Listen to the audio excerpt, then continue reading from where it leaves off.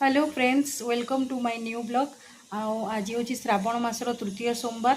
आज सबू शैवपीठ मानक बहुत भीड़ लगी रही है। काउरिया माने जलाभिषेक कर महादेव उपर। आपण समस्त को श्रावण मासर शुभेच्छा। आपणकर भी आज सोमवारटा बहुत भलरे जाओ।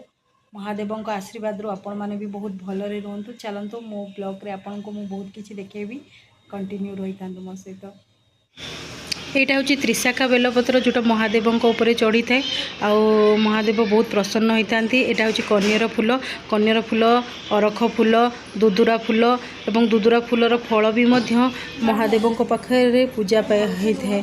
महादेव ये बहुत संतुष्टि होता। जो मैंने महादेव को पूजा करती से मैंने जानी ये फूल गुड़ाकर महत्व बहुत। श्रावण मासरे महादेव को विभिन्न रूप से सुसज्जित करा जाए।